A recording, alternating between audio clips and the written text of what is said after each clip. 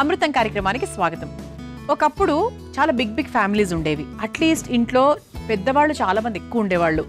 పెద్దవాళ్ళు ఎక్కువ ఉండడం వల్ల మిడిల్ ఏజ్డ్ వాళ్ళు, చిన్నపిల్లలు చాలా పద్ధతిగా ఉంటారు. అంటే ఇంట్లో గొడవలు పడకపోవడం, వారి పెద్దవాళ్ళు ఉన్నారు కదా, వాళ్ళకు ముందు గొడవ పడితే బాగోదేమో, ఇలాంటి ఒక ఆలోచనలు ఆటోమేటిక్గా క్రియేట్ అయ్యేవి. ఇక పిల్లలకంటారా, పెద్దవాళ్ళు బోల్డ్ అన్ని రకాల కథలు, తర్వాత నీతులు, ఇలా ఉండాలి అలా ఉండాలి, ఇలా చాలా రకాలు చెప్పేవాళ్ళు. అంటే మానసికంగా ఇన్ జనరల్గా కూడా ఇన్ఫర్మేటివ్గా ఉండేవాళ్ళు. సో ఇప్పుడు కాలంలో ఏంటి, ఇంట్లో పెద్దవాళ్ళు ఉండడం చాలా తక్కువ అయిపోయింది. ఆయా కారణాల వల్ల, కారణాల గురించి ఇప్పుడు మనం మాట్లాడుకోవట్లేదు. చిన్న ఫ్యామిలీస్ అయిపోయాయి, సింపుల్ ఫ్యామిలీస్ అయిపోయాయి, పిల్లలతో ఎక్కువ టైం స్పెండ్ చేసేవాళ్ళు లేకపోవడము, ఇలా జరుగుతూ ఉంది. ఇది ఎంతవరకు కరెక్ట్ అంటారు? దీనికి ఆన్సర్స్ వెతుక్కోవడం చాలా కష్టమైన విషయమే, కానీ అది చాలా బాగుండేది. బిగ్ ఫ్యామిలీస్, పెద్ద ఫ్యామిలీస్, ఇంట్లో ఉండే పెద్దవాళ్ళు చాలా మంచి విషయాలు మనకు నేర్పిస్తూ ఉండేవాళ్ళు. సాధ్యమైనంత వరకు ఆ లైఫ్ని మళ్ళీ తిరిగి తెచ్చుకునే ప్రయత్నం చేయండి. మరి ఈరోజు అటువంటి చక్కటి వంటకాలు, అంటే మనకు పెద్దవాళ్ళు ఉన్నప్పుడు వంటకాల్లో కూడా చాలా రకాల హెల్ప్ చేసి ఉండేవాళ్ళు కదా. సో ఇది బాగుండేది, ఇది బాగుంటుంది, ఇలా మా అత్తగారు ఇలా చేసేది, ఇలా వాళ్ళ కబుర్లు వాళ్ళు చెప్తూ ఉండేవాళ్ళు. సో అటువంటి చక్కటి వంటకాలు ఈరోజు చాలా సాత్వికమైనవి, ఆరోగ్యకరమైనవి మీ అందరికీ పరిచయం చేయడానికి మా అమృతం కార్యక్రమం సిద్ధంగా ఉంది. మొదలు పెట్టేద్దాం. మరి మొదటి వంట పేరేంటో తెలుసా? సోయా కూర సామల అన్నం. సోయా కూరతో సామల కాంబినేషన్లో ఒక చక్కటి రైస్ ఐటమ్ అనమాట. సో ఇది మనకి బాక్సెస్లోకి బాగుంటుంది, డిన్నర్కి ఎప్పుడు తిన్నా కూడా చాలా బాగుంటుంది. మరి నేర్చేసుకుందాం. మరి ముందుగా కావాల్సిన పదార్థాలు ఏంటో చూసేద్దాం. సోయా కూర సామల అన్నం తయారు చేసుకోవడానికి కావాల్సిన పదార్థాలు: ఉడికించుకున్న సామలు 1 కప్పు, జీలకర్ర 1 టేబుల్ స్పూన్, పోపు దినుసులు 2 టేబుల్ స్పూన్లు, సోయా కూర కొద్దిగా, మిరియాల పొడి 1/2 టేబుల్ స్పూన్, పల్లీల నువ్వుల పొడి 2 టేబుల్ స్పూన్లు, ఉల్లికాడలు 1/2 కప్పు, టొమాటో ముక్కలు 1 కప్పు, అల్లం పచ్చిమిర్చి పేస్ట్ 2 టేబుల్ స్పూన్లు, పచ్చిమిర్చి 3, కొబ్బరి తురుము 1/2 కప్పు, కరివేపాకు కొద్దిగా, కొత్తిమీర కొద్దిగా, ఉప్పు తగినంత, నూనె 3 టేబుల్ స్పూన్లు. సోయా కూర సామల అన్నం తయారు చేసుకోవడానికి కావాల్సిన పదార్థాలన్నీ కూడా రెడీగా ఉన్నాయి. యాక్చువల్గా ఇది చాలా ఈజీ వంటకం, ప్రాసెస్ చాలా ఈజీనే, అది విషయం కాదు. అయితే సోయా కూర నేను ఎందుకు వాడుతున్నాను, సోయా కూర యొక్క ఉపయోగాలు ఏంటి అనేది మనం ముందుగా మాట్లాడుకోవాలి. సోయా కూర ఏంటంటే అండి, ఇది బేసిక్గా అల్జైమర్స్, అంటే మతిమరుపు, కొంతమంది అన్ని మర్చిపోతూ ఉంటారు ఒక వయసు వచ్చిన తర్వాత. సో అల్జైమర్స్ ఉన్న వాళ్ళకి, ఆర్థరైటిస్ ప్రాబ్లం, ఇది కూడా ఒక రకంగా కొంచెం ఆఫ్టర్ మిడిల్ ఏజ్ స్టార్ట్ అవుతూ ఉంటుంది. సో ఈ 2 ప్రాబ్లమ్స్కి చాలా బాగా పనిచేస్తుంది సోయా కూర. అంతేకాకుండా జీర్ణక్రియను చాలా బాగా మెరుగుపరుస్తుంది. అజీర్తి, bloating, gas, ulcers, stomach pains, ఇటువంటి సమస్యలు ఏవి రానివ్వకుండా చూస్తుందన్నమాట అది. సో జీర్ణక్రియను చాలా బాగా మెరుగుపరిచేటువంటి ఒక మంచి పదార్థం అని చెప్పొచ్చు. ఇది బేసిక్గా మధుమేహంతో ఇబ్బంది పడుతున్న వారికి కూడా చాలా బాగా సహాయపడుతుంది. అంతేకాకుండా ఇదిగోండి, సోయా కూర ఇలా ఉంటుంది, అందరికీ తెలిసిందే కదా. ఇది అన్ని వయసుల వారికి చాలా హెల్ప్ చేస్తుందండి. అంటే ఫర్ ఎగ్జాంపుల్ మనకు కొలెస్ట్రాల్ తగ్గించే విషయంలో కూడా ఇది చాలా హెల్ప్ చేస్తుంది. సో తద్వారా ఏంటి అంటే హార్ట్ హెల్త్ అనేది చాలా బాగా ఇంప్రూవ్ అవుతుంది, రోగనిరోధక శక్తి బాగా మెరుగుపడుతుంది. ఇలా ఏంటి అంటే మనకి సోయా కూర చాలా హెల్ప్ఫుల్. ఇది మనకి ఏంటి అంటే మరీ ఎక్కువ మోతాదులో వేసుకోకూడదు, కొంచెం తక్కువ చూసుకొని వేసుకోవాలి. క్వాంటిటీని బట్టి కొంచెం చేదొచ్చే అవకాశం ఉంటుంది కాబట్టి కొంచెం చూసుకొని వేసుకోవాలి. సో ఇది మనకు సామాలు ముందుగానే ఉడికించుకొని పెట్టుకున్నాము, కొంచెం పొడిగా చేసుకుంటే బెటర్. అంతేనండి, ఈ ప్రాసెస్ చాలా ఈజీ. మామూలుగా మనకు రైస్ ప్రాసెస్లు, పులావ్ ప్రాసెస్ చేసుకుంటూ ఉంటాం కదా, అదే విధంగా చేసుకోవాలి. సరే, మరి ముందుగా స్టవ్ వెలిగించేస్తాను.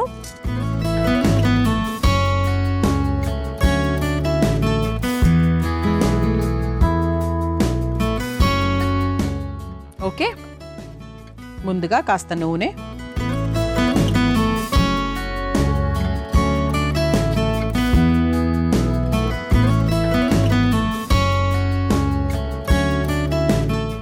సో కొంచెం నూనె వేసేసుకున్నాం. ఇదేంటి అంటే ఎప్పుడైనా మనకు సోయా కూర మీకు ఎప్పుడైనా బయట కనిపించినప్పుడు తీసుకొని పెట్టుకోండి. ఎందుకంటే ఈ వంట చేసేటప్పుడు సామలు ఎంత అవసరమో దానికి కాంబినేషన్లో ఈరోజు మనం సోయా కూర వాడుతున్నాం కాబట్టి అది కూడా అంతే అవసరం. సో మరి ముందుగా మన ఇంట్లో సోయా కూర ఉంటే ఇది సామలతో అయినా చేసుకోవచ్చు, లేకపోతే మామూలు గోధుమ రవ్వతో అయినా చేసుకోవచ్చు. ఈ రైస్ ఎలా చేసుకుంటాం అనేది తర్వాత, సోయా కూర వాడడం అనేది ముఖ్యమైన విషయం. సో మీరు ఎప్పుడైనా ఒకవేళ దీన్ని బాస్మతి రైస్తో చేసుకుందాం అనుకుంటున్నారు, గెస్ట్ల కోసం ఇలాంటివి తినరు అనుకుంటే ఎస్, మీరు హ్యాపీగా బాస్మతి రైస్తో కూడా చేసుకోవచ్చు. కాకపోతే మనం చూపించే విధానం కాస్త సాత్వికంగా, ఆరోగ్యకరంగా ఉంటుంది. దాన్ని మీ ఇంట్లో వాళ్ళకు తగ్గట్టుగా మీరు మార్పులు చేర్పులు చేసుకోవచ్చు. ఆఫ్ కోర్స్ అది అక్కడికి వచ్చి నేను ఏమీ మార్చట్లేదు కాబట్టి మీకు ముఖ్యమైన పదార్థాల గురించి మాత్రమే చెప్తున్నాను అనమాట. నూనె వేడైందండి, ముందుగా పోపు దినుసులతో మొదలు పెట్టేద్దాం. ఇదిగోండి పప్పులు, జీలకర్ర అన్నీ ఉన్నాయి ఇందులో. అయినప్పటికీ కూడా పైనుంచి ఇంకొంచెం జీలకర్ర వేస్తున్నాను నేను. ఓకే, ఇది ఒక్కసారి వేయించేసుకుందాం. ఇది మీకు మామూలుగా డైరెక్ట్గా ఒక బ్రంచ్ లాగా పాత పద్ధతుల్లో చూసుకుంటే కనుక చాలామంది ఉదయాన్నే పరగడుపున అంటే ఏం తినకుండా 12 వరకు ఏమీ తినకుండా 12 గంటలకు చక్కగా కడుపు నిండా భోజనం చేసేవాళ్ళు. ఆ తర్వాత మళ్ళీ 6:30, 7 లోపల ఇంతే 2 మీల్స్ అంతే. ఇది ఇంటర్మీడియట్ ఫాస్టింగ్ అంటే అదే, అప్పట్లో అదే చేసేవాళ్ళు, అందుకే చాలా బాగుండేవాళ్ళు. ఇప్పుడు మళ్ళీ అదే స్టార్ట్ అయింది. అంటే ఒక బ్రేక్, కడుపుకు లోపల ప్యాంక్రియాస్ అన్నిటికీ కూడా ఒక బ్రేక్ అనమాట. 8 నుంచి నెక్స్ట్ డే ఒక 14 గంటల వరకు, 14-15 గంటల వరకు బ్రేక్ అనమాట. బ్రేక్ ఇస్తేనే కదా పాపం బాడీ దాని పని అది చేసుకుంటుంది. ఎప్పుడు మన ఫుడ్డే డైజెషన్లోకి అదే పనిలో ఉంటే దాని పని అది చేసుకోలేకపోతుంది. దానివల్ల రకరకాల ప్రాబ్లమ్స్. ఓకే, మనకి పోపు చిటపటలాడింది కాబట్టి పచ్చిమిరపకాయలు, ఆ తర్వాత కాస్త కరివేపాకు,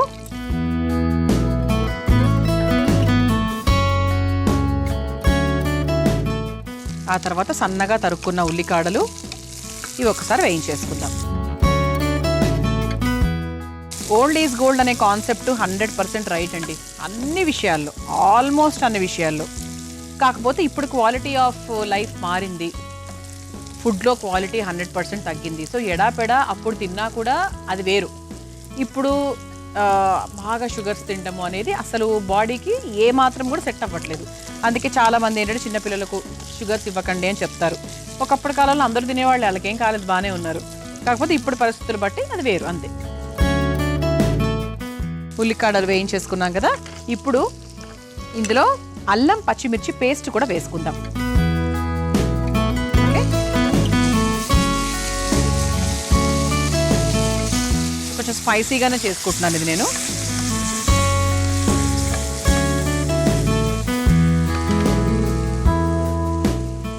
ఆ తర్వాత సన్నగా తరుక్కున్న టొమాటో ముక్కలు వేసుకొని ఒక్కసారి వేయించేసుకుందాం.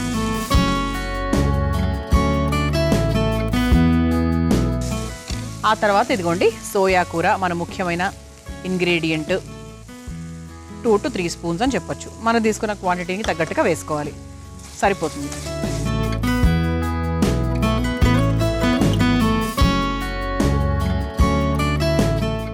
ఈ విధంగా సోయా కూర వేసేసుకున్నాం. ఇప్పుడు ఏంటంటే మిరియాల పొడి కూడా కొంచెం వేసుకుందామండి. అంటే మనం కారం కరెక్ట్గానే వేసుకున్నాం, సో ఇది కొంచెం చూసుకునే వేసుకోండి, మరి ఓవర్గా కాకుండా. ఆ తర్వాత ఇది ఒక్కసారి కలిపేసుకొని ఉప్పు కూడా వేసేసుకుందాం. చిరుధాన్యాలు వేసాక సాధారణంగా ఏవి కలవవు సరిగ్గా, అందుకే నేను ముందే వేసేస్తా. అంటే మనం ఒక మసాలా తయారు చేసుకుంటే దాంట్లోకి మనం ఈ సామలైనా అరికలైనా లేకపోతే ఇవన్నీ కలుపుకోవడం చాలా ఈజీ. కొంచెం కొంచెం ముద్దగా ఉంటాయి కదా, సో మిక్స్ సరిగ్గా అవుతుందో లేదో అని అంతే. ఓకే, సో ఇలా మనకు మసాలా రెడీ అయింది కాబట్టి మనం ఉడికించుకున్న సామల్ని ఇలా చక్కగా వేసేసుకుందాం. సోయా క్వాంటిటీని బట్టి వేసుకుంటే సరిపోతుంది.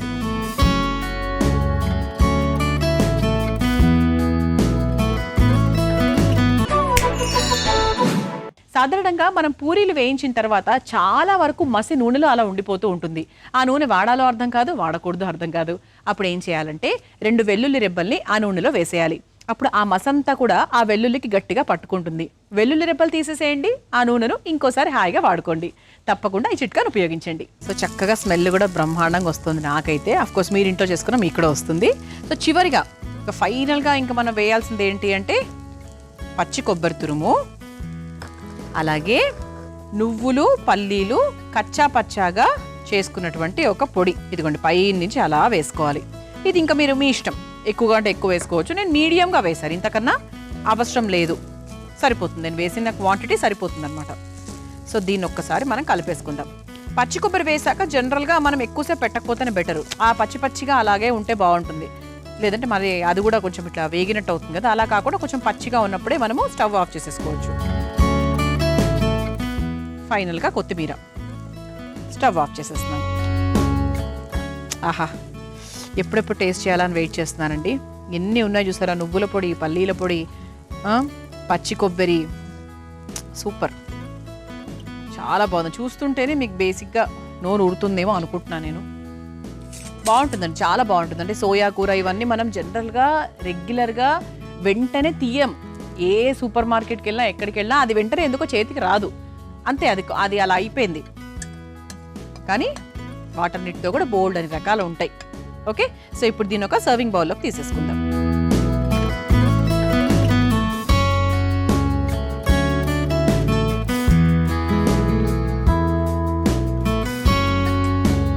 సో మంచి గ్రీన్గా వైట్గా భలే ఉంది.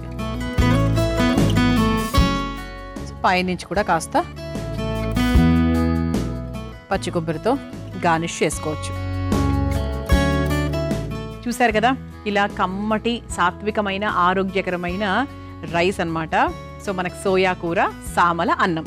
మరి మీరు తయారు చేసుకోవాలనుకుంటే కావాల్సిన పదార్థాలు, తయారు చేసుకునే విధానం మరొకసారి చూసేయండి.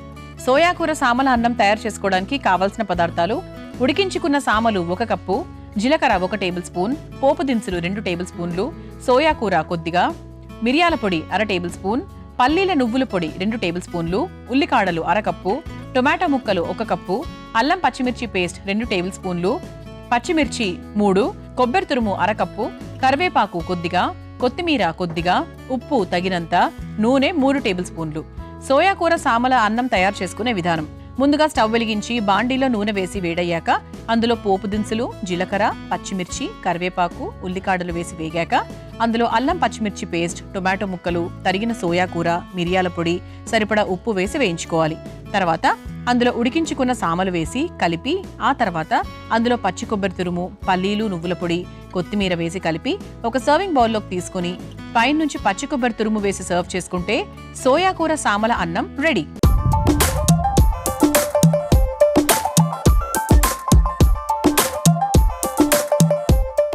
చూసారు కదా, సోయా కూర, సామల అన్నం ఎంత సులభంగా తయారు చేసుకోవచ్చో. టేస్ట్ చేసి ఎలా ఉందో చెప్తాను.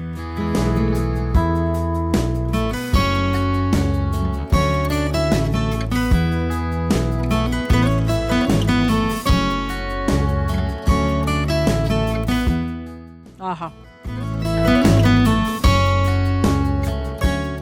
ఈ విధంగా తయారు చేసుకుంటే సామల్ని, చిరుధాన్యాల్ని ఎవరు కాదంటారు? ఎవరికి బోరు కొడుతుంది? బోరు కొట్టే సమస్య లేదు అసలు.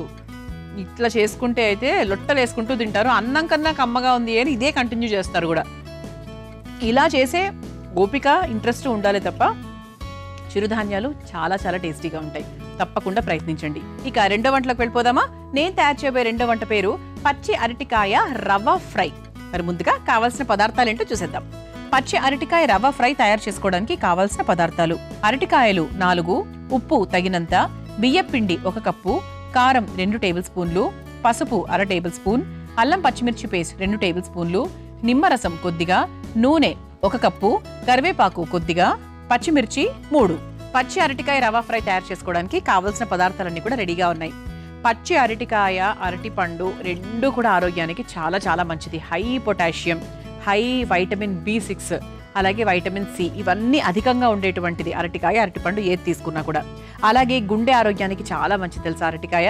బీపీని నియంత్రిస్తుంది, అలాగే జీర్ణక్రియను చాలా బాగా మెరుగుపరుస్తుంది. ఓవరాల్గా ఇమ్యూన్ సిస్టమ్కి అరటికాయ చాలా చాలా మంచిది. అండ్ అరటికాయతో బోల్డ్ రకాల వంటలు కూడా ఉన్నాయి, చేసుకోవచ్చు తెలుసా అండి. సో అలా మనకు అరటికాయ ఏంటి అంటే చాలా క్విక్గా అయిపోతుంది, చాలా రకాలు ఉన్నాయి. సో బేసిక్గా ఏంటి అంటే ఇదొక ఫ్రై లాంటిదే, ఇదేం స్టార్టర్ కాదు. కాకపోతే మనకి ఇది నంచుకోవడానికి కూడా చాలా బాగుంటుంది. అంటే మనకు సాంబారు, పులుసు, పప్పు అలా ఉంటుంది కదా. మామూలుగా చామదుంపల ఫ్రై ఇవన్నీ కూడా మనం నంచుకుంటూ ఉంటాం, క్యాబేజ్ ఫ్రై ఇట్లాంటివి అనమాట. సో ఇది కూడా ఏంటి అంటే అలా మనకు ఫ్రై లాగా చేసుకొని చక్కగా నంచుకొని తినడానికి చాలా చాలా బాగుంటుంది. మామూలుగా అన్నంలో కలుపుకొని తినడానికి కూడా బాగుంటుంది. సో ఇది పిల్లలు కూడా చాలా ఇష్టపడతారు. ఎందుకంటే అరటికాయ నార్మల్గా తినడం అంటే కొంచెము వాళ్ళు అటు ఇటు అవుతూ ఉంటారు. అందుకు ఇలా స్పెషల్గా చేసి పెడితే అమ్మో సంథింగ్ స్పెషల్ అనుకొని 100% ఫీల్ అవుతారు. సో ఈరోజు మనం చక్కగా ఈ ఫ్రై తయారు చేసుకుందాం. ఫస్ట్ మనం ఏం చేద్దామంటే ఒక చిన్న కోటింగ్ లాగా చేసుకోవాలి. ఏంటంటే ఇదిగోండి, ఇలా ఒక మిక్సింగ్ బౌల్ తీసుకొని ఫస్ట్ ఇది వరిపిండి అండి. సో వరిపిండి కొంచెం తీసుకున్నాను, ఒక 1/2 కప్ అనుకోవచ్చు, చూద్దాం. అందులోనే కారం కొంచెం మనకు స్పైసీగా ఉంటేనే బాగుంటుంది, చప్పగా ఉంటే అస్సలు బాగోదు. ఆ తర్వాత పసుపు, అలాగే కాస్త ఉప్పు, ఈ 3 కలిపి ఒక్కసారి ఇలా మిక్స్ చేసేసుకుందాం. ఆ తర్వాత ఇందులో అల్లం పచ్చిమిర్చి పేస్ట్ కూడా వేసుకుందాం. ఓకే, సపరేట్గా ఏది వేయట్లేదండి, ఇది కూడా మనం పేస్ట్ రూపంలోనే వేస్తున్నాం.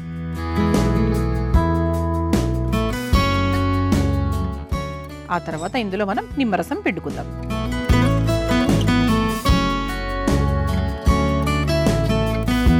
ఓకే, ఇది ఒక్కసారి బాగా కలుపుకొని కొంచెం వాటర్ యాడ్ చేసుకుందాం. ఎలా ఉండాలంటే ఈ కోటింగ్ మామూలుగా బజ్జీ పిండి ఉంటుంది కదా, దాని మీద ఒక పిసర గట్టిగా ఉండాలని చెప్తాను నేనైతే.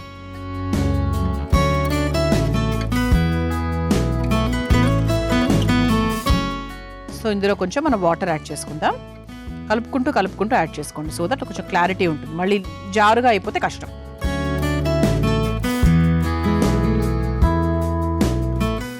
ఇప్పుడు ఒక కన్సిస్టెన్సీ ఉంది, దీని మీద కొంచెం పల్చగనమాట. సో దీంట్లో ఇంకొంచెం వాటర్ యాడ్ చేసుకుందామండి లైట్గా.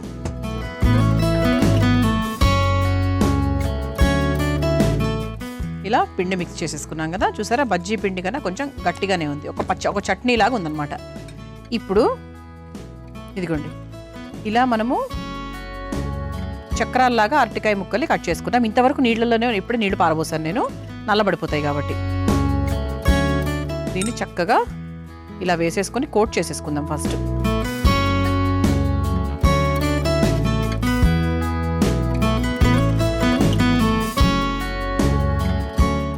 దీన్ని ప్రాపర్గా ఇలా కోట్ చేసుకుందాం. ఓకే, ఇప్పుడు ఒక 2 ప్లేట్స్ తీసుకుందామండి.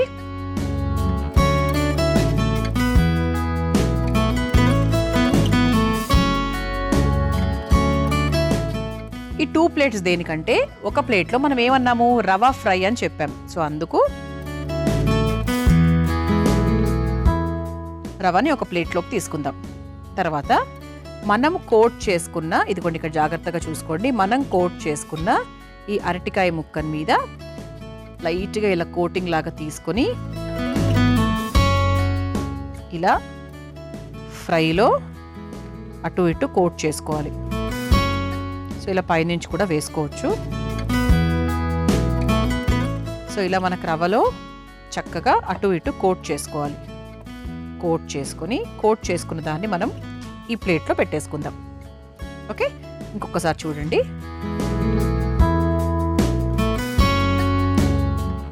ఇలా పైనుంచి చేతితో కూడా వేసుకోవచ్చు. అన్ని వైపులా కోట్ చేద్దాం.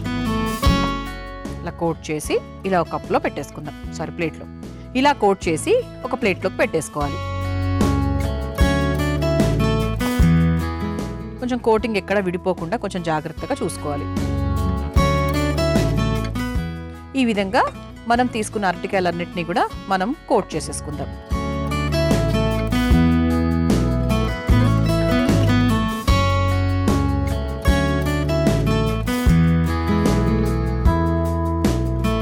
ఇలా చక్కగా మనం కోట్ చేసేసుకొని మనకు కావాల్సినన్ని తయారు చేసుకొని ఒక ప్లేట్లోకి పక్కన పెట్టేసుకోవాలి. ఇప్పుడు స్టవ్ వెలిగించేసుకుందాం. ఇందులో మనం షాలో ఫ్రై చేసుకోబోతున్నాం. సో షాలో ఫ్రైకి మీ ఇంట్లో ఏ పాత్ర మీకు కన్వీనియంట్గా ఉందో ఆ పాత్ర మీరు తీసేసుకోవచ్చు. సో ఇందులోనే మనం కాస్త ఆయిల్ పోసేసుకుందాం.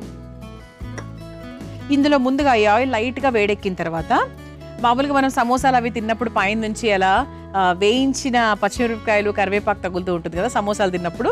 సో అలా ఏంటి అంటే, ఇదిగోండి పచ్చిమిరపకాయల్ని అలాగే కరివేపాకును ముందు ఈ నూనె కాస్త వేడైన తర్వాత వేయించేసుకొని పక్కన పెట్టేసుకుందాం. ఆ తర్వాత మనం కోట్ చేసుకున్న ఈ అరటికాయ ముక్కల్ని చక్కగా 2 వైపులా షాలో ఫ్రై చేసుకోవాలి. చాలా ఈజీ అండి ప్రాసెస్, వెరీ వెరీ ఈజీ. ఇది మీరు ఫ్రై లాగా తినచ్చు, నంచుకోవడానికి బాగుంటుంది. అదొక స్పెషల్ అన్నమాట.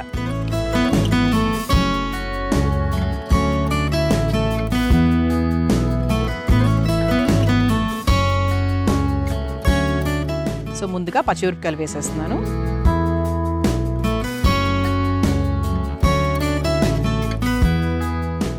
పచ్చిమిరపకాయలు మనకు లైట్గా వేగిన తర్వాత కరివేపాకు వేస్తాం.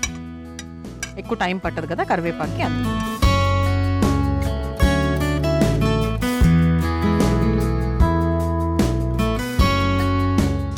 సో ఇది మనకు లైట్గా ఫ్రై అయిపోయింది కదా. ఇప్పుడు కరివేపాకు కూడా వేసేసుకుందాం.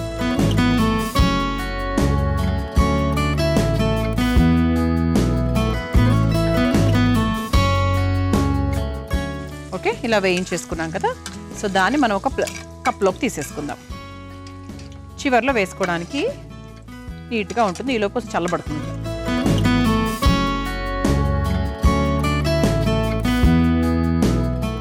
ఓకే, ఇలా వేయించేసుకున్నాం కదా. ఇది పక్కన పెట్టేసుకుందాం. ఇప్పుడు ఇదే బాండిలో సో నూనె కూడా కాస్త వేడిగానే ఉంది కాబట్టి ఇదిగోండి ఇలా మనం కోట్ చేసుకొని పెట్టుకున్న అరటికాయ ముక్కల్ని నూనెలో వేసేసుకుందాం.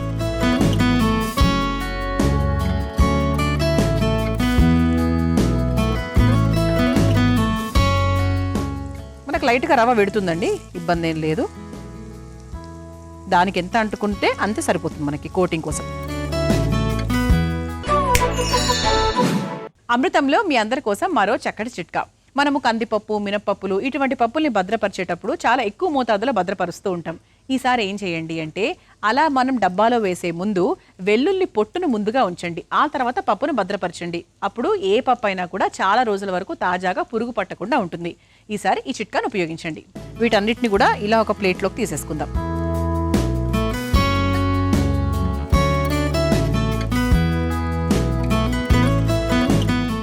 ఓకే, ఇప్పుడు ఇది మనకి ఫైనల్ ప్లేట్ అన్నమాట. సో దీన్ని చక్కగా ఇలా ప్లేట్లోకి సర్వ్ చేసేసుకుందాం.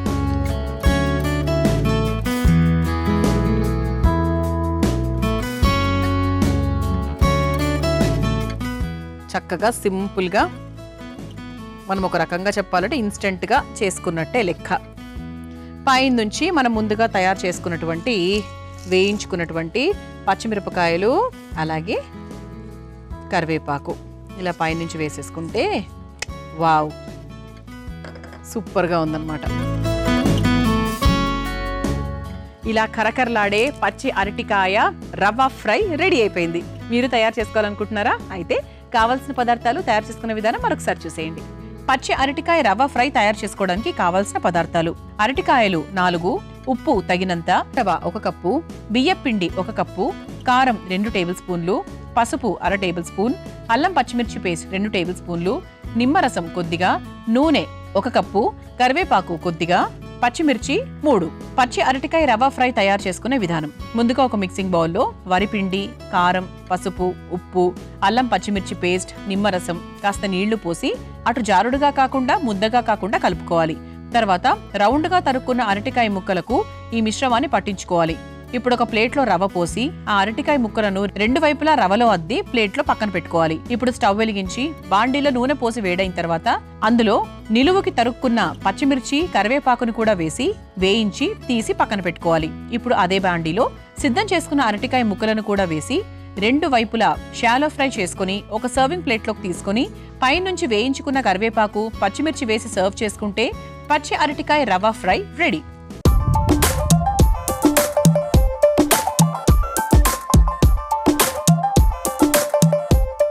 చూసారు కదా పచ్చి అరటికాయ రవ్వ ఫ్రై ఎంత సులభంగా తయారు చేసుకోవచ్చో. రుచి చూసి ఎలా ఉందో చెప్తాను.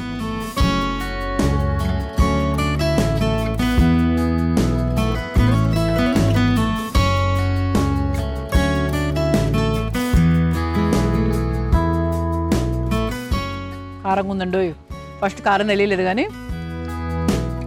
మళ్ళీగా తెలుస్తుంది. బాగుంది. అల్లం ఘాటు తెలుస్తుంది, కారంగా ఉంది. అంటే కొంచెం కారం కావాలని నేను కూడా ఎక్కువ వేసాను, ఎందుకంటే ఇటువంటి వాటి కారంగా ఉంటేనే బాగుంటుంది. చూడ్డానికి పెద్ద రంగులో లేవు కదా, రెడ్గా అట్లా లేవు, కానీ కారం మాత్రం చాలా బాగుంది.